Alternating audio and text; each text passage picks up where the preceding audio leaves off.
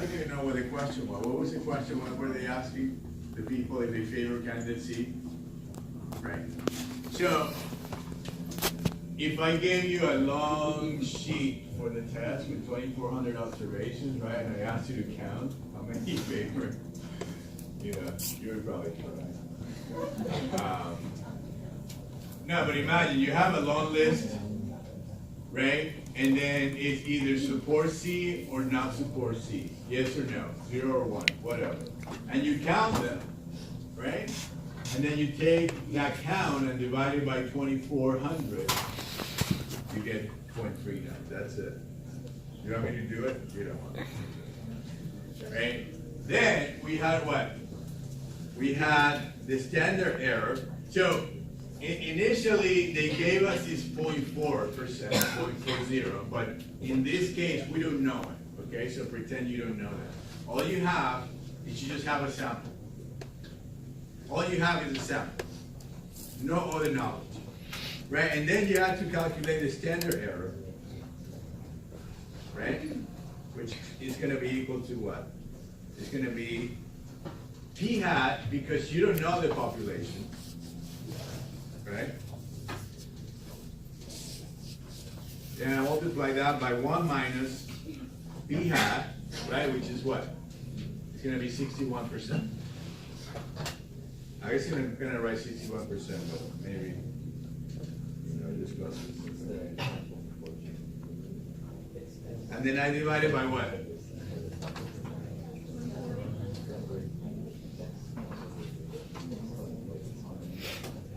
Right? And I get 0.001. Is that true?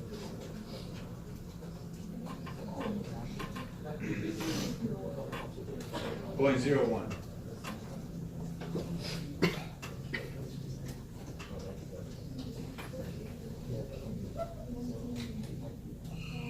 Right?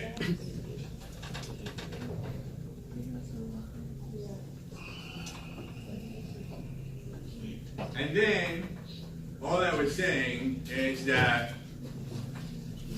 what do we know about proportions? Under certain rules, okay, they're what?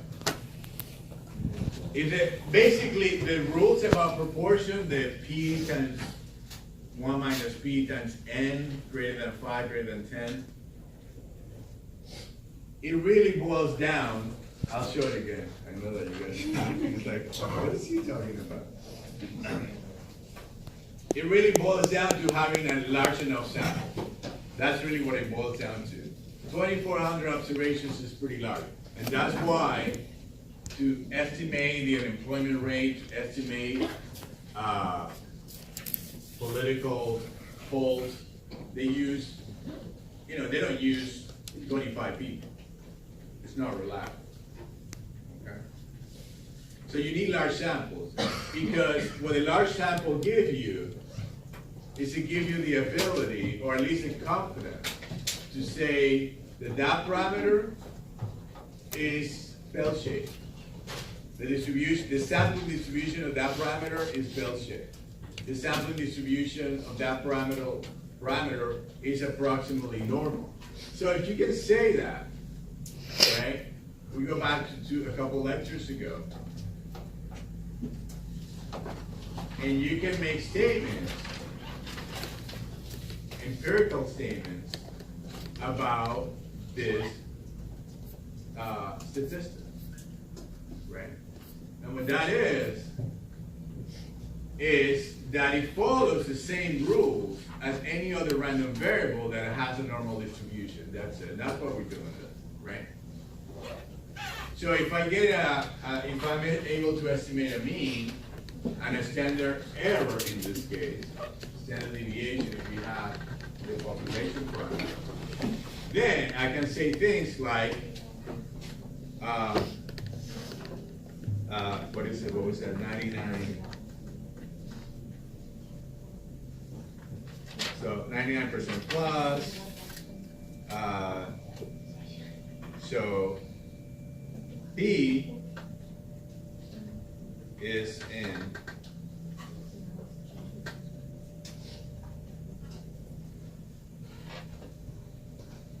So 36 and 42.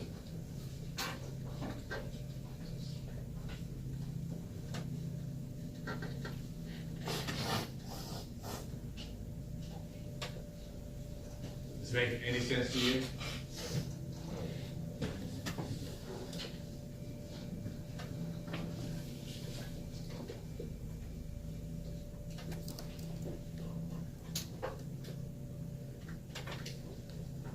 There is a gray area and 99% probability that the true proportion, see that he doesn't have a hat? This guy doesn't have a hat. Is in the interval between 0.36 and 0.42. Okay, you can do this too.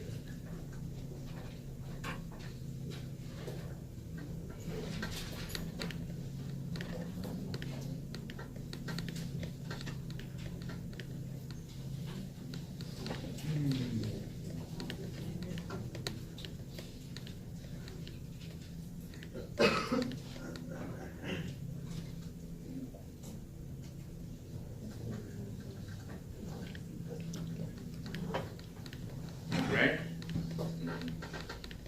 Yes. 3 standard deviation.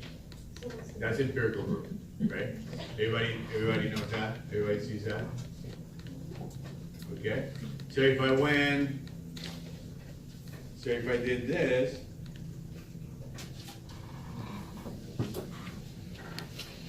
what do I have to change now? I have to change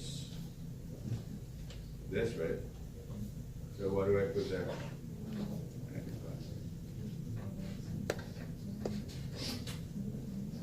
See guys, everything is related. You already know this. It's just a little tweak.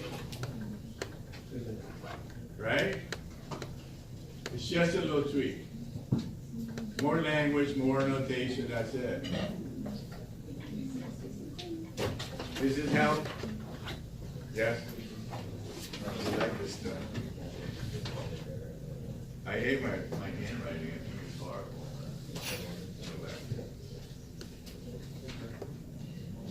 Okay. So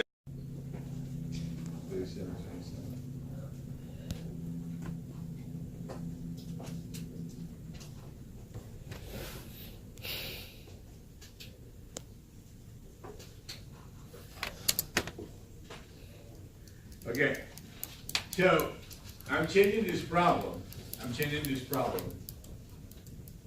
in a way that what changes is that I'm saying, no, we don't know the population parameter if we want to feature it. We have only one sample of 1,017 and for each group. And when we calculate the proportion, the sample proportion, that's what we get, right? So then, what we're interested in is we want to make a statement about the statistic. So this is what? This is 0.1, right? And we have a standard error that is equal to, so it's going to be what? P.37.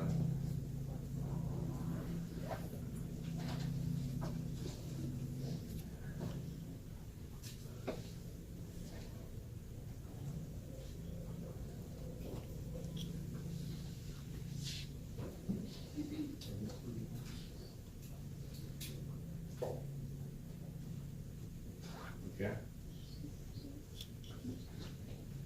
So that is what?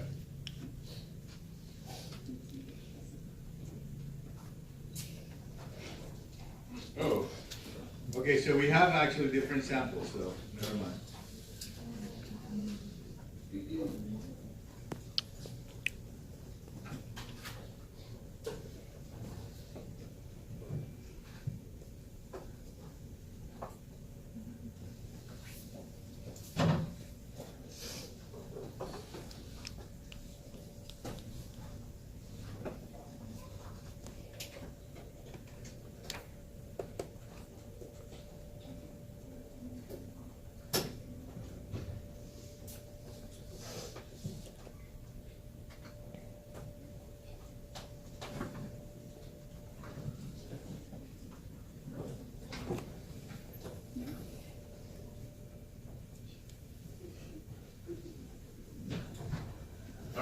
So I'm changing this problem. Yes.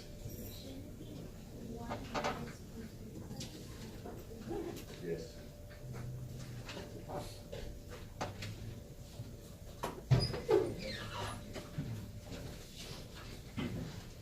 So I changed this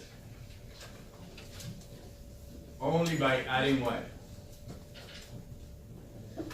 The hat. So I'm saying, let me show you the difference, right? Here the question says that is the population proportion for the first group, 37%, and for the second group, 27%, right? And then if I do repeated sampling, right, I can calculate the standard deviation, right? What I'm saying is, let's not set up the problem like that, but I'm gonna say now that you took one sample of 1,017 for the first group, and you took one sample of 885 for the second group. And that one calculation is the 37% and the 27%. And now,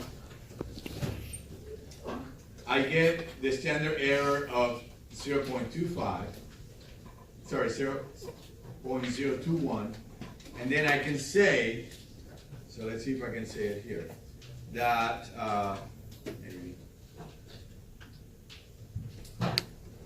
I don't need this anymore, so I'm gonna erase it.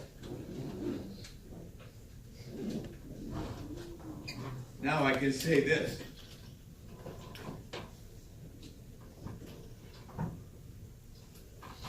P1 minus P2.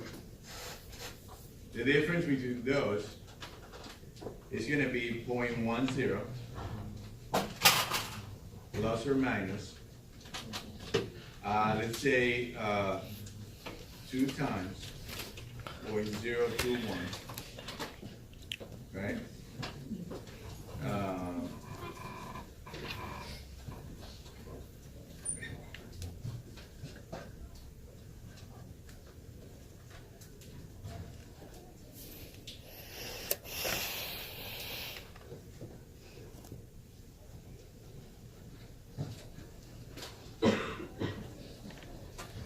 Right?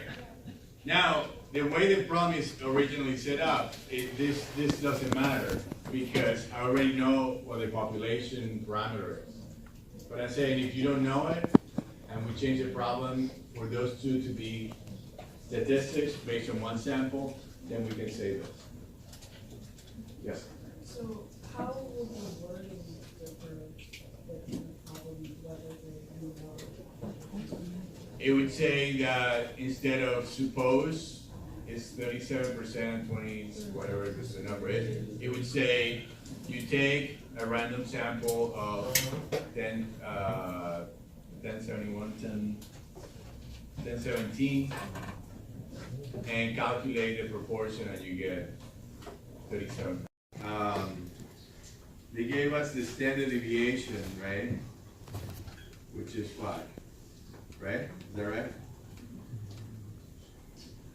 Yeah. And then we calculated X bar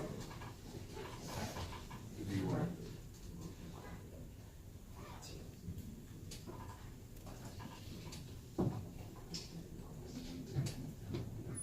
Actually, they didn't give us an X bar.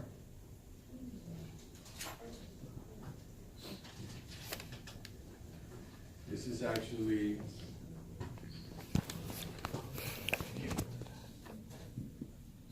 Is that right?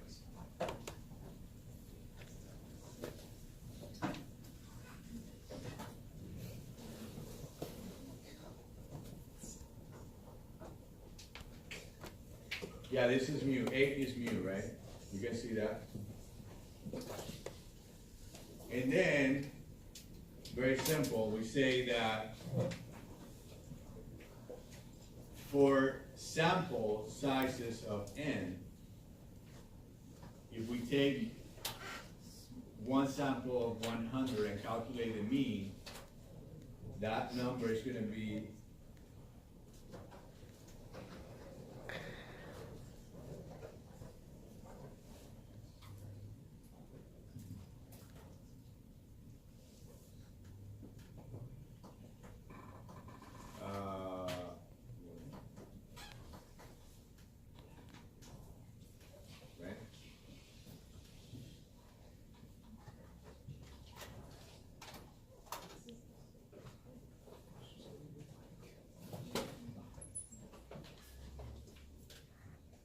percent of the time,